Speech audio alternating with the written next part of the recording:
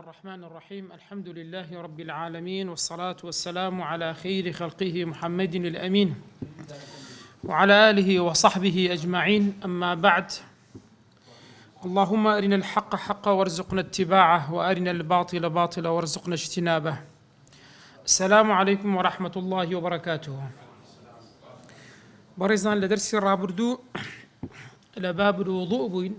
تعريف كمان باسكرت قد ما لروي الشرع تعريفي الشرعي لبو الوضوء تسنيش حلقرتن بيدا قتري فهو أفعال مخصوصة مفتتحة بالنية سن كرداري تشي تايبت مندا بنية هنان دس بيدكاتن. هروها باسي مرزكاني دسنيجشمان كرت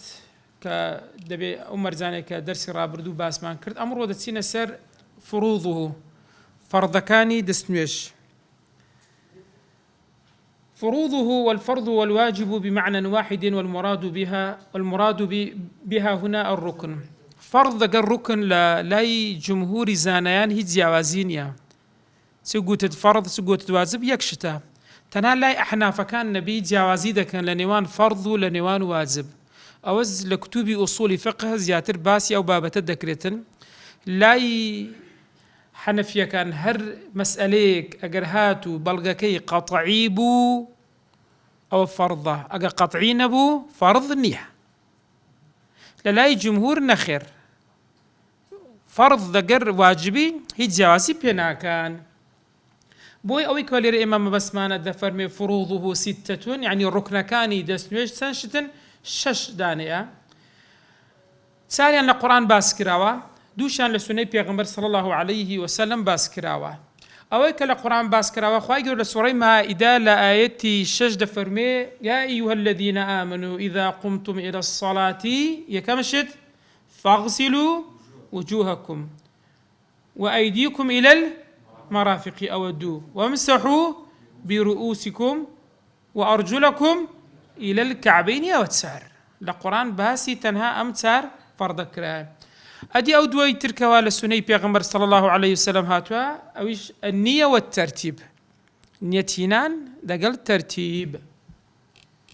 كان هندق للاي الشافعي كان رحمة إخوان ليبي كريان بحفت حفتميان دانا الماء المطلق ماء المطلق مدرسة رابردو باس ما كرد قلت مان لسيتي لمرزكانة لنقل فرض كان أوش هو كاركش سيا لبروي لقر تيمم تيكر بس كايق لمرزكان التيمم ده بيخول بيا أو نتلا مقابل يدرين دسمش يقلا مرزكان ده بيتسبي تيقلا الركن كان ده بيتسبي ده بي أو بماء المطلق بي جابوا يدفرمون نخير أو أن تنهشش داني كباس ما كر يكمشد أحدها النية. نية هنا أو ديارة محلها القلب. نية بخويلة شندرة لناوضلا فإن اقتصر عليه أجر كسيق تنها لناوضلا نيتي هبو نيازي هبو ولم يتلفظ بلسانه بل بزمان نيود نيتو ما دسنيش دشوم جاز دروس هيك شيء تشينيا بلام أقدار بن للاي جمهوري زانايان زورينا نيتهينان مستحبة بس بالزبان. ابن تيمية رحمة إخواني لي بيتن لمجموع الفتاوى دفرمي زانيان خلاف يعني آل سر مسألة تلفظ بنية سرا يعني بأشكرها بغلت دو قول نقل دكا طائفة لأصحابي أبو حنيفة والشافعي وأحمد العلماء سي مذهب برزك جمهورا أو أنا دفهمون يستحب التلفظ بها مستحب إنسان تلفظ بيبكا سأوانا كدلين تلفظ تنها لا تسويجنا لهم عبادة كان تاوكو كنويج دكي نيتم يدك ما صار كعد ميجي عشاء بونونا. طائفي دوم كهندق لزاناني مذهب إمام مالك ومذهب إمام أحمد وغيره أو دفر من نخل لا يستحب التلفظ بها بيزناك التلفظ بيبكي تاوكو أنا دفر من بدعية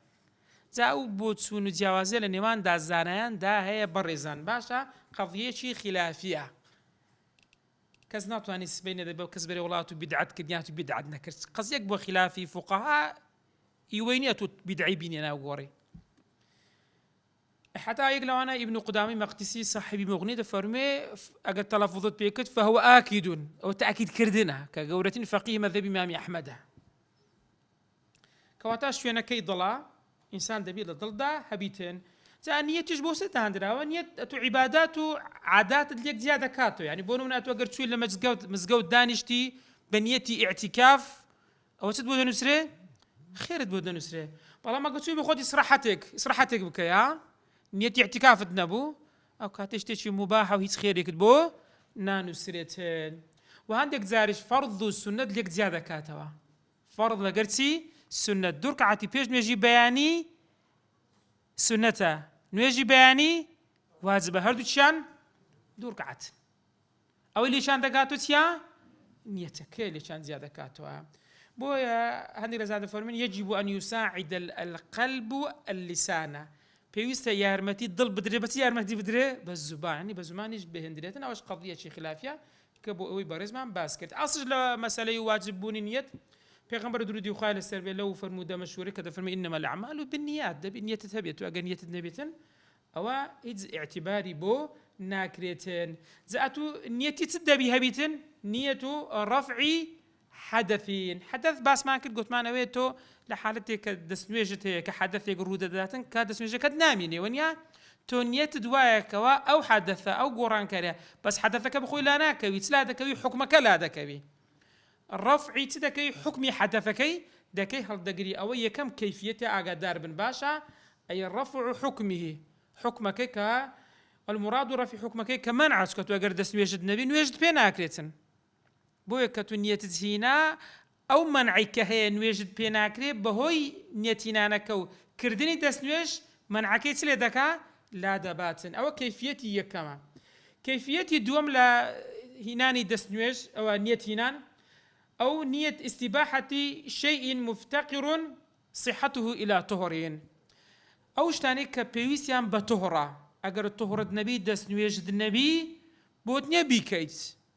بو تصدقي تو نيتك شلون ديني نيتو ما بيدس نويجي لسرخوم هر دقرن بو شتاني كبيوسيان بيا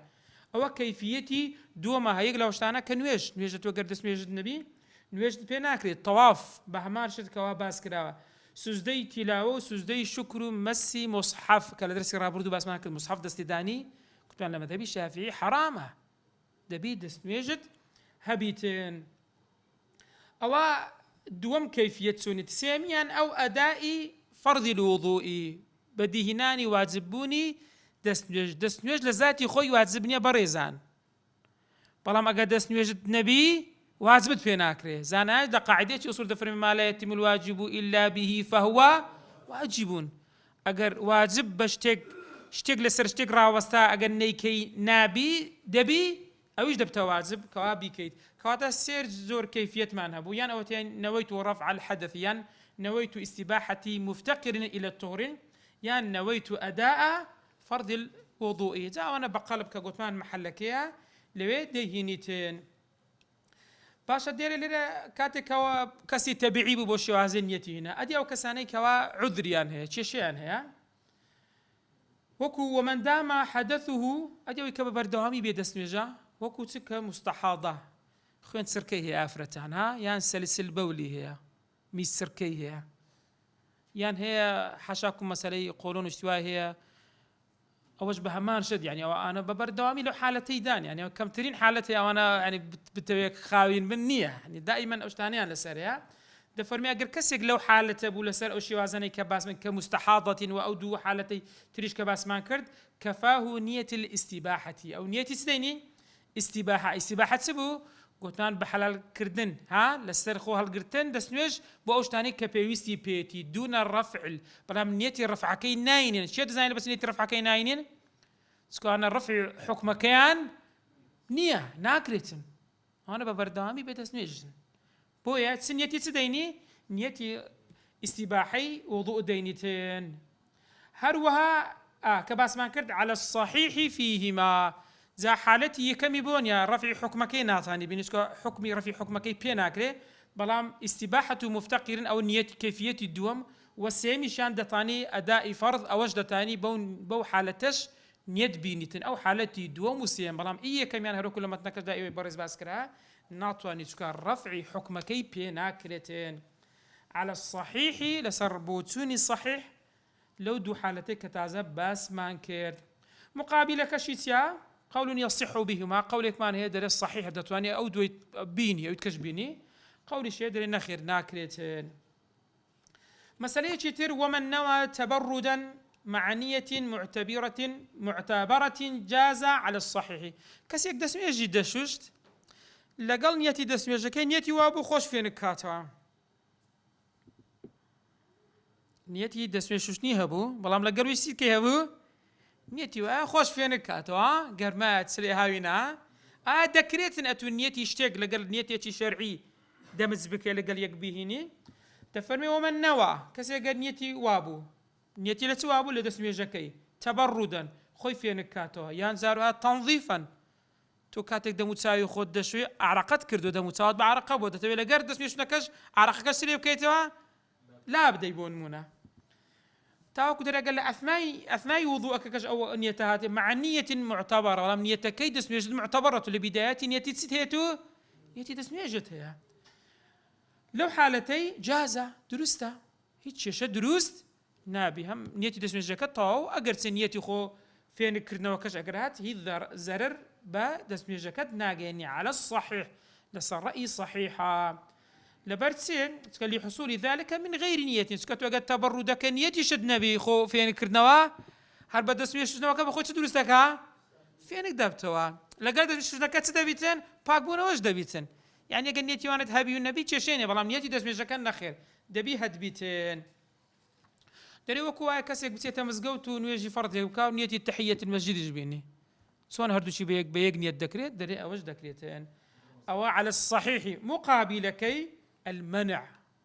بس رأي صحيح درسته طبعا مقابل الصحيح دري دروس نيات كتنابي لقر دقرتي دقر اوي كتو دسمي شوشتن قربت على بخواي جورانيا نسيك بونويا بلام خو فين كرنوا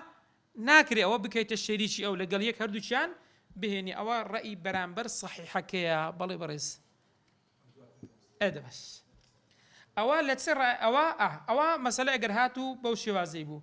او يعني نيتي وابو دسميش بشواتن ما يندب له وضوء عندك شتمان هي اما سنة دسميش تهبي لكاتي كأنزامي عند دي اسادين السري باسي عندك يقلو شتانك بخوي باسي كردك كقراءة قراءة بنام ببي مسي مصحف قرآن دكيتو جا لبردته بخويني ولا حفظه لا بيشد لشتيكي برمناته يدستي لي بديها سنتي شاه والسهبيتته سنة واجب نية كهاد دس نيجد هبيتين كقراءة قرآن ين حديث بيغمر صلى الله عليه وسلم كسجر صحيح مسلمي هنا صحيح بخاري كتاب شي حديث هنا خوين ديوز زانان فرموا سنة إنسان دس نيجد هبي يعني دخولي مزقوت تتي مزقوتي كتشينا مزقوت تنوي وكاتي نيجنيا ككاتي نيج نبي وازمني لسر دسميج تبي بلام سنتها دسميج بشوي تاكو بتسيناو ناو مزقود باش اگر نيتي او شتانت هبو فلا او دفرمي لو حالتي فلا يجوز ذلك لا يكفيه في رفع الحدث او النابي لا اصح يعني سيا اتبون من دسميج كد لو تشوشي استا لبوشتيك شوشتيا كاوشتا سنه دسميج يبوها به اوشتا سنه دسميج يبو هبيتن اتو دسميش بو اوشتيا يعني بسنيتك شوشتيا بونيته شوشتيا كوا حديثي بيغمبر صلى الله عليه وسلم بخوين يبون منا لدواء او هر دستي تيتسب كي نويجي شي واجبي بيبكي لو حالته استكفر مي دفرمي فلا ذلك او النابي بونيا فلا يكفيه في رفع الحدث او برفع حدث بنابت في الاصح لسرعي اصح لأنه مباح مع الحدث سكتو أجر تشينا ومزجوتي بنا ومزجوت دارويشتون وسونا ومزجوت أجر نويجينا كي خوازم ندس ويجتهبيتن ونيا أتو دس ويجتهب بس بأوي كواتسب كي وكو سنة يقدي بكاري ديني بلام أتو أون يتدبو أو سنتي شوشتيا كأوشتا وازبني دس ويجيبوها بيتن إسادتي باشي وازبي تشتري بوبكي أو نابيتن سكا أون يتخاصة لبر اوشتي اتو اساديكي او ببي دسميجيش دكريتن ببي دسميجيش دكري او لسر راي لسر راي اصح ادي لمقابل اصحي دري مباحه درستا شيء فلا يتضمن قصده رفع الحدث والثاني لمقابل كي يصح صحيحه درستا لبس درستا تكادر لان قصده أن يكون ذلك الفعل على أكمل الأحوال. تود تويبون منا حديث بيغمر صلى الله عليه وسلم بخواني بتويب باشترين شيء وكا يقلوش أنا السنة ودسنويجد هبيتين. باش عادي هنديك شتيتر هي بون ما دسيت بازار نيت دسنويجك دشوي دري نيت ما دسمه بازاري حزم لي لخم بدسنويج بلا ما دسنويجت بس نيتك تسونا بازار تسونا بازار سنة دسنويج تبي سنة نية بس نيتك تو دسنويج شتيا أوا بنيتيو تسونا بازار ونيا كواتا دفرمي كدخول السوقي يعني بون ما جلو برق لبر كردن بهماش دون منشاتها فلا يصح الوضوء بنيته جزمنا بونيتين نابنية بنيتين أجر هناشد لباش وي نواجي ترد بيناكريتن سكنيتك خاصة لبوشتيك أوشتش أصلا دس نواجي ناويتن نبا واجبي نبا سنتي بو زانيان باسي أو نمونيان كرديا بو ايوي برزيش كوا بوم باس كردن سكاتك نيت بينين ويجب قرنها بأول الوجه پێویستە نیەتمان هەبی لەگەر چێ یەکەم شوشتن لە وەجه یەکەم غوسل کە دەست پێ دەکەین لە چێن دەست پێ دەکەینەوە چونکە تازە فرووزەکانمان باس کرد لە چێن دەر یەکەم فەرز چێن دەردەکا شوشتنی دەم و چاوە نیە لەگەر دەم و چاوشنەکە دەگەر دەستمان پێ کرد دەبی نیەتمان هەبیتن باشە ئەدی ئەگەر هاتوو پێش وەخت نیەتمان هینا بەڵێ بله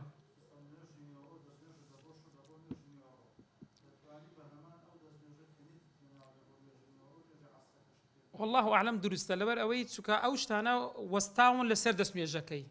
واجبيشا وكو السنة وكو أويتنيا كبيوسي بينيا أو والله أعلم درسته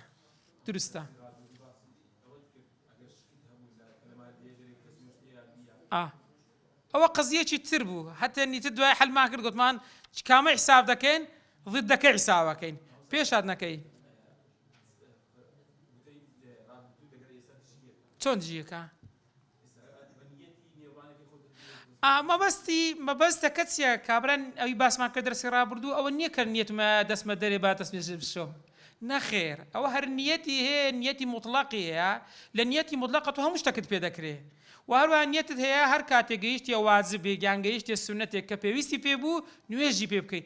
أو بموضوعك يا مبابتك بس ما بقول نتوينا هوردا تفاصيلك مسألك ما في حل كرت شهاني بو حسابك شهاني بو حسابني أجنا أوي كباس ما كرت أو النخير أو نيتيناني مطلقة ونيتيناني هر شيء تيجي كدواي أو تفرض بيت السنة بي بيدكري درستا شيء يا باشا برز بله صلى الله عليه وسلم إنسان نيت دائما لدس نوجه أو رئيسيم ترى حالتي سيم باس كرد حالتي سيم تسبو قطمان أداي فرض كيدا كيتو تواو كواتا هر فرضك هر سنتك تتوهات بيش همو دتاني بكي تشتت بدرزنا كاتن كيفيتي سيمكا كيفيتي يكمو دومش دروسة تشيشان نيات دومش همو أوازبانو سنتاني كبيوسيان بدس نوجه استباحة بوي دقريتن تنها يكم يان بوهندي كس نابي كمسألة مستحاضة سلسل بولي آنيان هي أجنا هرسي كيفية دكات دروستن لبوها مو حالة كان درستا تنها حالتي يكم لبو أواني كعذر يعني هي تعز باس ما كل لبوان شيء هي أجنا بواني تر همو درستا والله أعلم كقولت من نيت تكاتك ديني بيويس أتول لجر أول يكم شتك دز أو بدأ متساوي دكاي دبين يتتهبيتين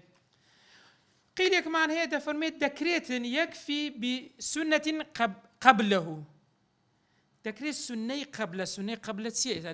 دس شوشتن لما تبي إمام الشافعي كتو دين سير دعاء سنة كان ده غير بيش برو يدم تصاب شوي تدا شوي ده تاني لو كاتين يدت مش تبي قيل يك معنى هي دريت درستا ده تاني لو كاتياتو نيتي دس شوشتنت هبيتين وله تفريقها دشكريتن دس ميجكي تفريقها شون تفريق كان يتوما دسميجم دشون بلام يكم زارتسي تموتساو يتوما دستي الراس دواي دست سب دواي مسحي سر دواي بي كان يعني دكريتن تفريق بك يعني يك بيك نيتيان بو بيني بوش تكان بخصوصيها عندما كان على أعضائها لسر أعضائي لسر عضو كان يدسنويش كات صار شتن باس ما كرت أول الرأي لرأي أصح على في الأصحي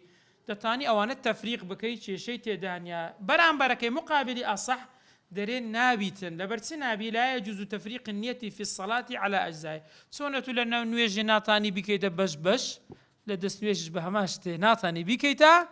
بش يعني يك نيتي ديني بوهر همو أعضاء كان بوهر صار أعضاء دس نويج كواهيا باس مان كيرت أو يكم شد نيتينان دوم فرض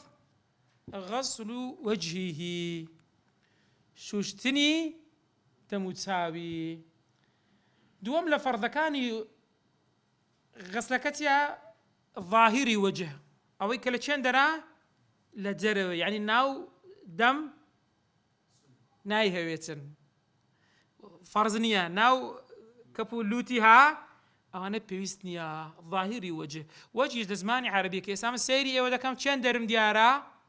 سير كان أو وجهها أو وجهها أو بيدا قتري وجه خواهي قرد فرمي فاغسلوا وجوهكم هرو هاي جماعي زانان الشي لسر داها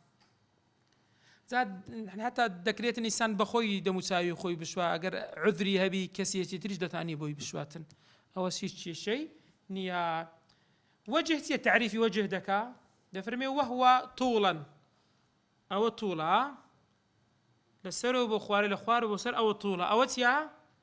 أو بانايا طولا كي لشندري ما بين منابت يعني شويني شينبوني برس سيرك شوين شينبوني برس منابت شعر رأسه بلام دري غالبا يعني سيان غالب وازوني خلق أوها ألي رتا وكو إيروانيا ألي ردس في ذكاتن بلام أقل كسيك أصلح بابو برتينا ما بو بسم الله يتوهم حسابتا وكو إيروانيا نعم منابت لشيرا شين درس شويني شينبوني برس لا يرى دس في ذكات غالبا يعني هروها وتحت منتهى خواروي لحيته خواروي تسي ريشي لحيته دري وهما دري بفتح اللام على المشهور لحية واللحية شهية طالما مشهور ترين قراءة لسرتيا اللحية كباسمان كيرد أو طولك أبو ونيا لچن دري منابتي شعر تاوكو چن دري تاوكو خوار شويني لحية كي لحية دري العظمان اللذان تنبت عليهما الأسنان السفلي سير كان أو الشويلة كخواريها لشرس بيدك أو هموتيها أو شويني أو الريش أو اللحية أو همويش داني كليشين أو اللحية ديارة شوينك وعرضا أدلة باناي ما بين أذنيه لما بيني جوي كاني لو جوي تاو كدقاتا أو جوي فمنه لوجه يقلوشتانا موضع الغمم غمم دكا أو نيوتسوانا إيرش أوش وكو أنا زيادة تأكيد كرتني استاباسيان دكا تفصيلي أم بيداداتن شكوش مواجهة إيرشتيا مواجهة ونيا براهم برا موضع الغمم أو يشبه مان شيد هروها وكذا التحذيف تحذيف تيا تحذيف أودو موانه موي إيرا أو تنشتانا نازم سيبه دا قتري بكردي إيرانا سروي ها شويني جوان كاري لوقت خوي استاجوا دفرمون هندي كس هيا هر دستان أو موانيان سلي ذكرت أو موانيان دبري لناويان دبربو أو رويان سيبيتن فقورة تربي فراوان تربيتن بلام أوش داخل عقادار بها أو دوموي أو دو تنشتان أوسيا أو التحذيف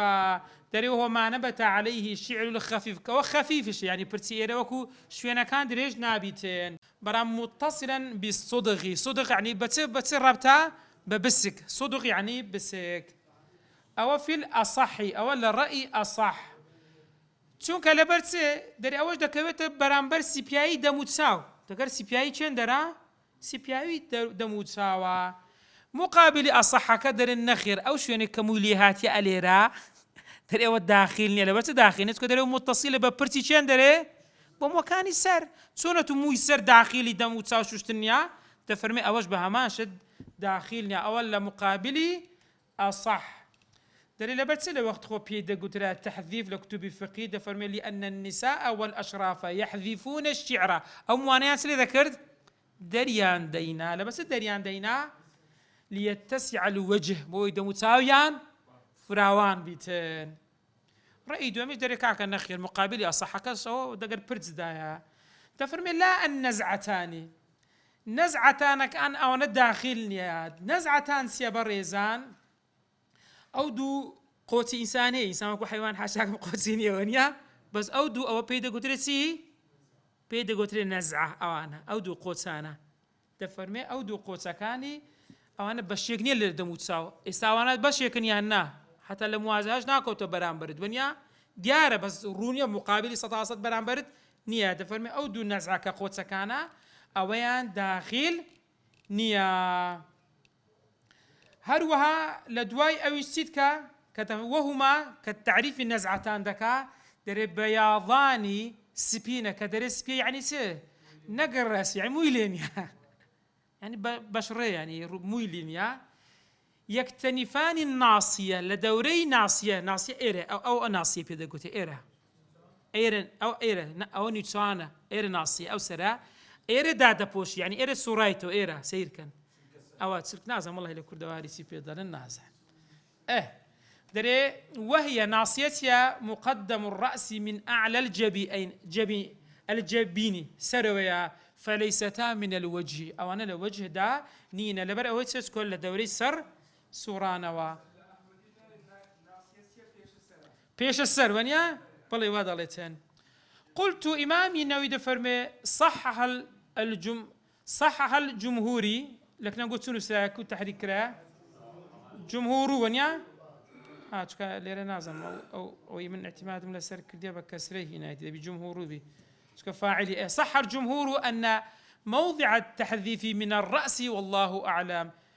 كتري قرتو قصي إمامنا ويا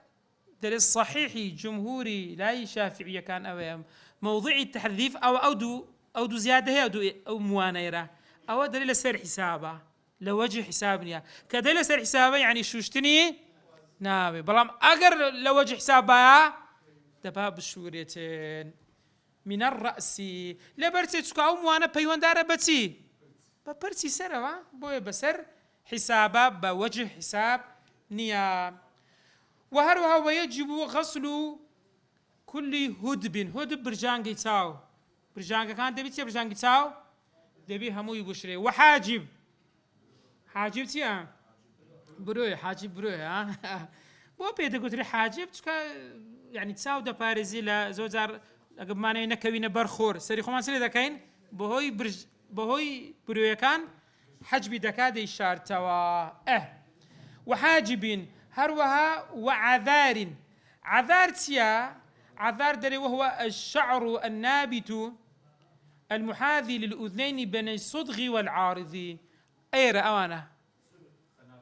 خوار زلفة خنافسة سبيدرين إيرا أو عذاري بيدا قتري وهما على العظم النابت عظم نابت أو دو إسكا هي سير كان هي أو دو إسكا كلي راهنا أو يكلس إيرا شين دبيتين أو موانا إيرش حين بها مانشت أوج دبي بشوريتين أو دفرمي خاصة وهو أول ما ينبت للأمرد غالبا من ضال تازو شي برادا كان سارد صاليا كان وكان شاد سبيدكا كم زار مو إيران سبيدكا ونيا كم يشليرا أو بيدا قتري عذاري وشارب شاربتيا اسمي الله بو بيدا قلت لي الشارب ترى سمي بذلك لملاقاته فم الانسان عند الشرب كاو تخوتو يا كم شد كذا قاعده تشندري بس ميلي ذاك بو بيدا قلت لي الشارب وخد رمتا حتى قرموشي لسر وانا شين بي وانا هرهم داخله وعنفقة عنفقاء او ميره خوار لي اوش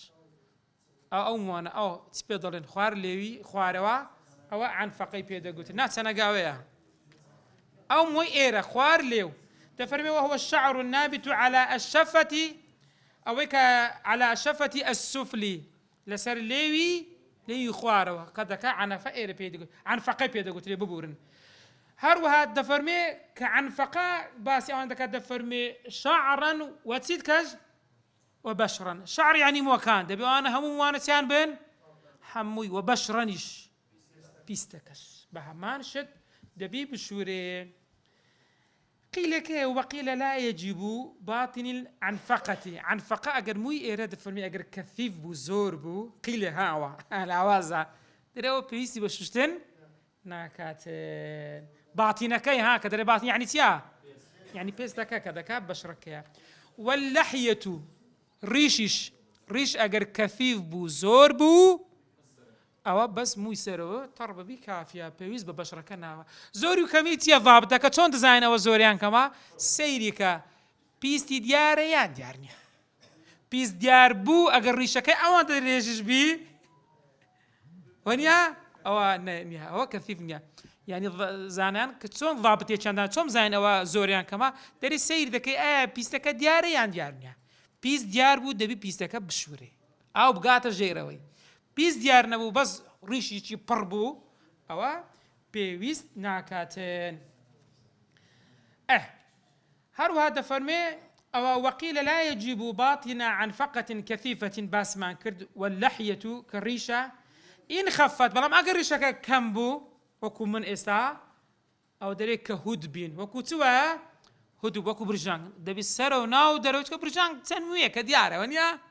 دبي سرو جيروي هر هموتيا بشورتين. وإلا أدق ريش زوربو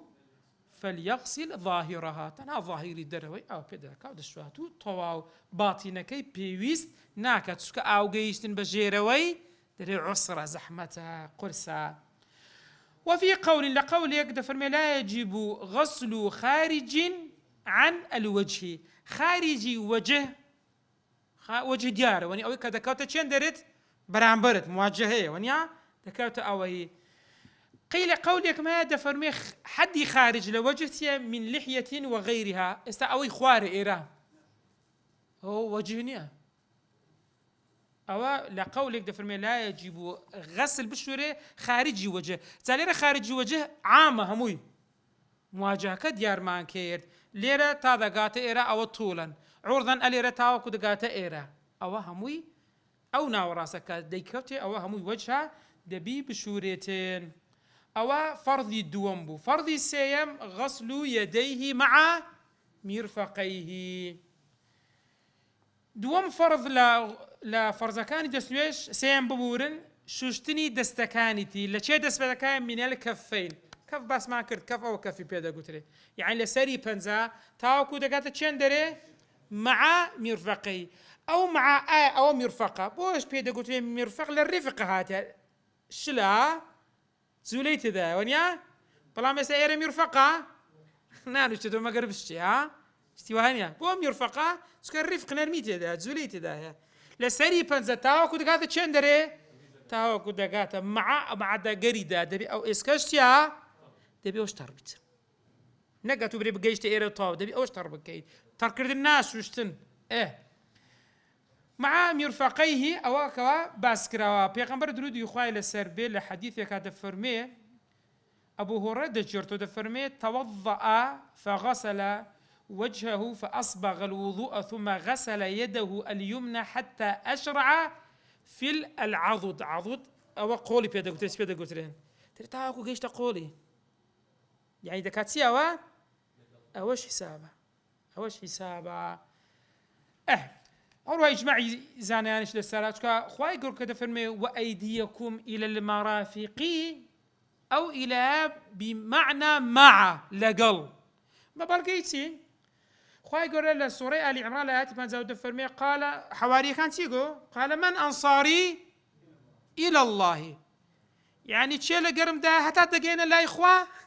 يعني مع الله إخوة ملقر ده يا تشيل كم لقل ده ونيا إلى بمعنى مع كاتم يرفقج يعني سيها يعني معني أويج تقري دايا يعني دفرمي ولا تأكلوا أموالهم إلى أموالكم يعني ماريوان مخون لقلت مخون لقل مالي خوتان إلى لربا معناي معدية بريزان باشا کەواتە لێرە زانیمان لە سەری 50 تانێک زانە دەفەرمی ئەگەر نینۆکت پیسایی لەکرد دەبی خاوین بکەیتەوە چکە هەمووی داخلە فإن قطع بعضه لا سامح الله کەسێک دەستی ئەلێرە بڕابوو بۆ نمونە چەندی ماوە دەبی بیشواتن فإن قطع بعضه وجب ما بقي واجب ئەوەی کەماوەتەوە چکە پێغەمبەر درودی و خوای لەسەر دەفەرمێ إذا أمرتكم بأمر فأتوا منه ما استطعتم ئەوەی کە تواناتان هەیە بیکەن ئەوەندە نەماوە ئەوەندە ماوە دەبی ئەوی تر چی لێ بکەیت دەبی بیشۆیت ئەو ئەگەر هاتووە کەسەکە یعنی خوا هەموو لایەک بپارێزی تاوەکو سەر ئێرە هەموو بڕابوو بەس ئەو ئێسکەی لای سەرەی مابوو ئێسکی چێن دەرەی کە دەکا قۆڵ وەنیا عەضد ئەوەی مابوو ئەو کەسە چ بکە ینی ئەلە لەو میرفەقەی ئەلەو ناوەڕاستە بۆ دەستی بڕابوو تەنها ئەو ئێسکەی بەلای سەرەوەی مابوو نەک ئەو دوو ئێسکەی خوارێ زەندی کە پێیان دەگوترێتن ئەوانە نا ئەو ئێسکەی سکەوە یەک ئێسکا سەری ئەو ئێسکەی سەرەوە مابوو لەو حالەتەی چ بکە ئەگەر کەسێک وابوو دەرێ ئەو مع مرفقيه فرأس عظم العضد سري اسكا كما دما اويش دشواتين او على الرأي مشهور مقابل مشهور ايش داري بيوز ناكا تشكاو داخلي ايش يصير ايره داخلي خواروا نيا حتى وكو اگر هاتو كسك خواهم لايك باريزي الي الرابو يساوي الحدود دسميش تاو درتو يانا او عضو درتو تاو تفرمون أو فوقه أجر السروتر بو برابو يعني ليبوا تفرين ندب باقي عضوده سنة أوي ما أوي بالشوا لبرت السنة ترى تاوكو أو أندامك دست عضوك اللي دست مجبنيا ترى بيبش نبي سنة أوي ما حتى وكو أجر بس أو إسكي إرتي بدلن أو إسكي سروي نجاتا كتفنا إيش كتفنا سو كتف بيزنا أو كتف داخلي يد نابتن ونيا ئەگەر خوارەوەی ئەو ئێسکە کەمێک مابوو مادام ئیەدە بەدەست حیسابە بە ئەوەش سنەتە چی لێ بکاتن سنەتە بیشواتن بۆی ئەو عضوە ئەو ئەندامەی لاشەی دەستێش بێبەش نەبیتن ئەوە سێم فەرض چارەمیان الرابع دەفەرمێ مسمى مسح هەر شتێک پێی بگوترێ مەسح چییە دەستت تەرکە و ئەوە مەسح بەڵام تەرکردنی ئاو هاگری ئەوە بکەیە ئەوە ناتە مەسح ئەوە شوشتن ئاگادار بن ها مسمای مەسح یعنی شتێک پێی بگوترێ مەسح هەتا وەکو پەرۆک تەڕ بێ ئەگەر ئاوەکە خاین بی دەتانی بە پەرۆک تەڕکەوی چ لێ بکەی پێی دابینی بە شتێکی تر مسمای مەسح بیتن لبعض بشرة رأسه هەندێک لە چێ بەشەڕە یعنی چیە پێستی سەری ئەو شعرین یان موێک في حده بلام أو ولا كان دربيتن حد الرأس بسر يعني كذا برتي دريج بو برتي زور دريج بو حتى سري برتي قولي له هنا بيشو سوي مسح كرت أو دل النابي شو لحد الرأس هو حد الرأس دياره وين ها أو حد الرأس أو عند مواني كحد الرأس مو يصير بقولي له دسبيدك وين ليرة برودوا دبي لحد الرأس بي أجا برتي زور دريج بو ألي ربو بتيو برتسلاي خوارو بنت بيشو سري برتسكي كمك تاكبر لامن مسحي برتسم كرديا زانان ده فرمون نخير سكوا خوارو ويسرا دبي لحد چين دربي لحد سربيتين ليراغا سير كاين خواي جوري للسوري مائدة لآتي الشجدة فرمي وامسحوا برؤوسكم مسحي چند دربكن سرتان بكن لو آيات مجملة بتفصيلي باز نكرا تسون بكين مسيح همو سير ما بكين يان كمك يان دومو آياتك مجملة مراد سي لو آيات مسح بعض رأسه هندق لسري يعني بون مناتو كاتك دريغ قبلت رأس اليتيم سري كم ماسكرت شان دري سرد ماسكرت همو سرد ماس كرديا ماس كردن شويني دو سنساتي مكا ونيا كدري قبرت رأسه سرد همو ماس كرديا بويا شافعي كان رضا ورحمة إخوان اللي بيدا فرمون وامسحوا برؤوسكم ئەوە سەری مەسح بکرێت جات چەند بیتن حتا وەکو یەک مو بیتن دوو بی سێ بی زیاتر بی ئەوە هەمووی مەسی پێدەگوترێ هەمووی چی پێدەگوترێ هەمووی مەسی پێدەگوترێتن کەم بیتن یان زۆر بیتن بەڵگەیشی تکەیان هەیە دەفەرمێ پێغەمبەر صلى الله عليه وسلم توضأ فمسح بناصيته وعلى عمامته ناصية پێش سەر وەنیا مەسحی کرد عمامەکەشی کرد عمامە لە سەر دەندرێ وەنیا زۆر وایە ئەو کڵاوەی کە لەسەر دەندرێ پێشی سەر دیارم وەکانی وەنیا پێغەمبەر صلی الله عليه وسلم پێشی سەری کرد و لەسەر عمامەکەشی کرد لە مەذهەبی شافعی دەفەرمێن ئەگەر هەموو سەر واجب بیتن دەبایە پێغەمبەر صلی الله عليه وسلم چی کرد بایە عمامەکەی لا برد بایە ئەوجا هەموو سەری خۆی چی لێ کرد با مەسح کرد با باشا دەرین حەدیثەکانی تر کە هاتیە پێغەمبەر صلی الله عليه وسلم دەستی پێ کردێ بەدا بمقدمة رأسه ثم ذهب بهما إلى قفاه ئەدێ سەر الحەدیث دەفەرمێن ئەوە سنەتە ئەگەر واجب بە دەبا پێغەمبەر صلی الله عليه وسلم عمامەکەی چی لێ کرد بایە داینا بایە ئەوە دەکەنە بەڵگەی خۆیان چونکە ئەگەر ئیستیعابی هەموو ڕەسبات دەبایە عمامەکەی دابنێتن والأصح رأي أصح جواز غسله يعني الشرنية هالمسح تشتاني تبكي بيشوي يعني كجيشت يا مسح السرد سري خد بتسجير بلوعي درسته أصح درسته لا بس درسته غسله ها لا بس درسته تشوكا غسل بخوي تدا غسل تدا هم مسح تدا زيادة شي تدا أي شي تدا إذا دفرمي جائزي شا وجواز وضع يد بلا مد يعني دست تركرد بس دادنا ببي مد يعني ببي بردن دست تركرد بس يا بس سري خدنا اوش جائزة لبرتشكا تراتي او دقات تشين دري دقات السرد اوش ما بستكيا مقابلي اصح كلا سر مسألة قدستي خمان نينين يعني غسل بكين لباتي مسحكي مقابلي اصح دري دروسنيا لما تدرس ناس كده فرمي أو غسلة أو تسنيا دري ومسحنيا أو مقابلي بلا ما صح كوا درستا أو تسارم فرض بين زمان غسل رجليه مع ديسان مع سيدة كده كعب بين زمن فرض كان شوشتني بيكانتي أو بإجماعي أو كساني كإجماعيان قبوله إجماع شيء قبوله بون منا أو ما بس يبيش الشيعي اللي دردكها شو كالشيعة لك نوان شوشتنية مسح بس لا أهل السنة إجماع بقصي وان ذكري ضلين ناكري إجماعي وانا كإجماعيا بو حسابها أو دبيب الشوريتين مع كعبيه كعبي أو دو إسكانه هي لا الراس ولا يتسبي جوزين تبيدرين ها جوزين دبي أويشي لقل دابي ها أقدار بين أو قدرهما يعني بون مناقر كابرا كمي بيلي بوا تشتيق ما بو بهمان الشيد أو دو إسكانك لا الراس ولا يتسبي جوزينجا كان كهيا خواي جود فرمي وأرجلكم إلى الكعبين برام أما قصير كين لبيش أرجلكم إلى الكعبين باسدك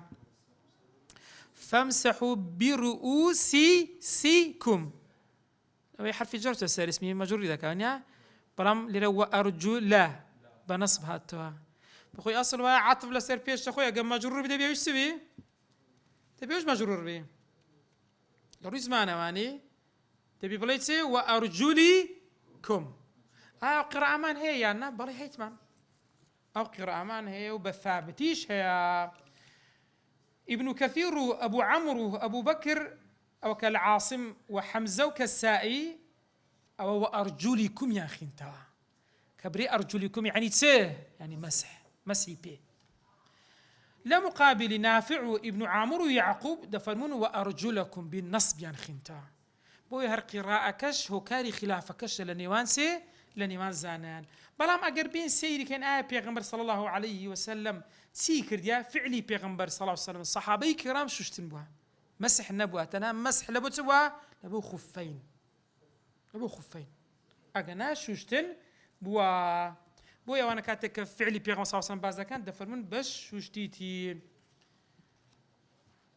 أوا شش بينزميان ششميان أو تازا يكميان دقر ترتيب أخيري أو دو سنة يكم وششم كان للسنة وارد وا سارة كيت وارد وا لقرآن السادس ترتيبه وهكذا أو ترتيبه كتازا باسمان كرت نيت شوشنی دەم و چاو، شوشنی دەستەکان، مەسحی سەر، شوشنی پێ، ئەوە تەرتیبەکەیە. السادس من الفروض ترتیبه هكذا کە باسمان کرد، بەس دەست پێ دەکا بە دەم و چاو نیەت یەکەم جار، دوای دەستەکانی، دوای برن دەم و چاوی، دوای مەسحی سەری، دوای پێیەکانی کەوا دەشوات چکە فعلی پێغەمبەر صلی الله عليه وسلم ئەو هابوو ئەو هەش ئەمری کردیا لە حەجەکەی پێغەمبەر صلی الله عليه وسلم فەرموویەتی ابتدأوا بما بدأ الله به. خوای گەورە بەس دەستی پێ کردی لە قورئانێ فاغسلوا وجوهكم وأيديكم إلى المرافق وامسحوا برؤوسكم وأرجلكم إلى الكعبين. ليه بتسلسل نهايتنا تفرمي خوات شلون دسي بيقدي إيش أوها دس بي بكان هروها أولا حديثي بيغمر كإمام نسائي جرايتوا ليرج عبرت بلفظكية كوا لفظي بو موارد وا كوا كراوا أو ترتيبش كواجبة لمذهب إمام الشافعي تبي بوشي وازي كتازة باسمان كرت تبي بكريتين. قيل هي قيل تفرمي لا يشترط الترتيب. قيل الشيء اللي تعالى مذهب الإمام الشافعي لمذهب كي دفرمن واجبني الترتيب بلام بالشرط يك دفرمن بالعكس نكاتها تنقيص نبي يعني شو تنقيص يعني بي بشوا بمسحك دواي دسي بشوا دري أول نبيتن أو ولا سر قيل لك ها قادر بن باشا ولو اغتسل أجر هاتو محدث يعني كسي شي بيدسنويش غسلي لخو دركرت يعني خوي خستناو آوك بلام كخوي خستناو آو نيتي تي هنا نيتي رفع حدثي هبو نيتي وابو كدسنويجيش هل بقريتن. فالأصح أنه إن أمكن رأي أصح ولمذهب إمام الشافعي أجر كرا أو تقديرات تقدير يعني سيا تقديري ترتيب شلون ذكره باشي ساكر كسك دسمش بس سن ثانية بيويستا نالين دقات شو كم تلو أنا دقة قوي ها عندك كسنا عندك كسنا ما شاء الله لو أنا دقيقة زيادة هوني توشي برك وسواس بونا خواي جبرهم ولاك بارزي خواشي في أيوانش ذا أنا ما شاء الله عندي زار هلا باتي دسميجي خليك خوبشون هن خوان طردك أنا يعني دل تقديري أو عندي بكري كلنا أو بمينتوا تقديري أو لنا أو سيا بمينتوا بأن غطس خوي نقمك ومكث بمينتوا بقدر تان أو ترتيبي كتازة باسمان كرت أو تقديري أو مدة ترتيبي كواهيا صح درسته خوي خستنا أو 6 ثانية لجير أو ماوا نيتي وايتي هي تستمجي هل بقريتين. وإلا أدي أجر هاتو بأن غطس وخرج حالا خوي خستنا أو يسر هات دري ها دري فلا أو دسنويجي درسنيا أو دسنويجكا أو ما بس تيا غسلنيا تسمية شوش نكاي خوي غرق كده سوكا دواي دين السري أجر غسل بي نيتناني غسل أجر تسمية شيء تجنا ودانا بي تسمية جكلا خوي دا قريتن سوكا غسل جورتير لا تسميش داخلي أو دبيتين كاتل سر أو دفرمي وإلا أجر هاتو خوي غطس كردو سنا أو خوي نقم كردو هات دري بس حالا مباشرة زو خيرا أو نابيتين. مقابل الصحيح أنه لا يصح الوضوء وإن مكث مقابل يجدر فرمي أجر بش مينيتوا نابتي. قلت إمامي النووي دفرمي الأصح الصحة أجر حالا يجبي تدري هر درستا بلا مكثن بمعنى والنبي سننا أو هاتنا دروا والله أعلم. أو فرضكاني دستنويش فرضكاني دستنويش كاتمان ما ين طاوة تزور باش أو فرضكاني دستنويش إن شاء الله أجر خواي جوري تمني دا درسي داتوش تتسنسر السنة كاني دستنويش. وصلى الله على سيدنا محمد وعلى آله وصحبه وسلم.